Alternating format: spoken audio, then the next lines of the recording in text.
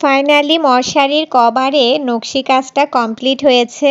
Final লুকটা কেমন হয়েছে তা আপনাদের সাথে শেয়ার করতে। তো এ নিয়ে এটা ছিল দ্বিতীয় কাজ আমার। আরও প্রায় 3 বছর আগে যখন আমি প্রথম নকশি কাজ করতাম, তখন আমি ফার্স্ট টাইম একটা মশারি কভার করেছি। সেটা অবশ্য আপনাদের সাথে শেয়ার করা হয়নি, তখন কিন্তু আমি টিউটোরিয়াল মেক করতাম না।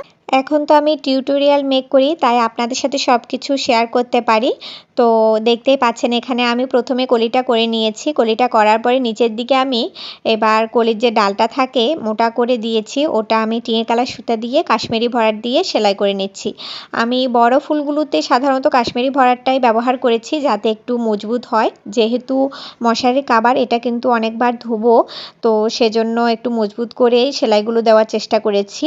আর ছোট ছোট যে কলি পাতাগুলো করেছি ওগুলো আমি ফিসবন স্টিচ দিয়ে করেছি।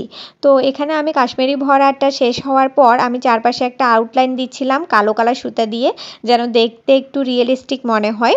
তো আমার কাছে আসলে রিয়েলিস্টিক কাজগুলো করতে বেশ ভালো লাগে, দেখতে সুন্দর লাগে, করার পরে নিজের কাছে যেন একটা শান্তি অনুভূত হয়, তাই না?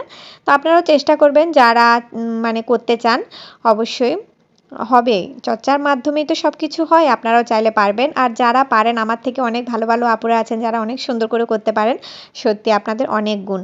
তো আমিও চেষ্টা করি করার। তো এখানে একটা ডাল করছিলাম আমি, ডালটাতেও আমি টিয়া কালার সুতা দিয়েছি, 2টা সুতা, আর কলিটা করেছি সাদা কালার সুতা দিয়ে, তাও ফিসবন স্টিচ দিয়ে।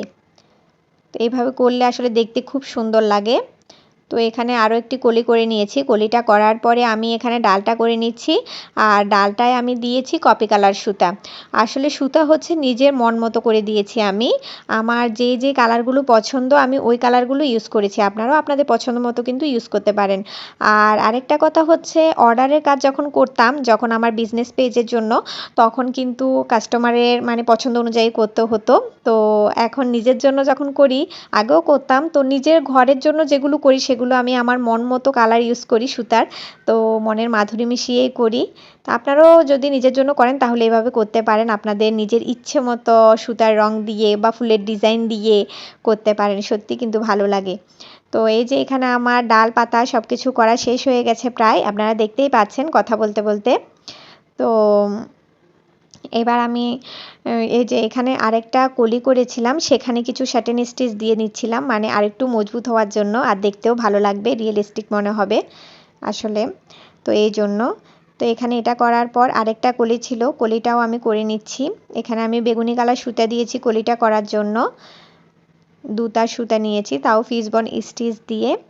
এই স্টিচটা আমার কাছে খুব ভালো লাগে, পাতার জন্য এটা একটা জনপ্রিয় স্টিচ আমার কাছে মনে হয়।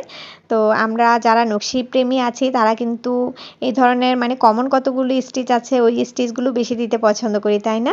তো এই যে আমার ফাইনাল লুকটা আপনারা দেখতেই পাচ্ছেন, আমার কাছে তো মানে চোখের শান্তি, কি বলবো, এতটাই ভালো লাগছে। তো আপনাদের কাছে কেমন লাগছে সবাই জানাবেন।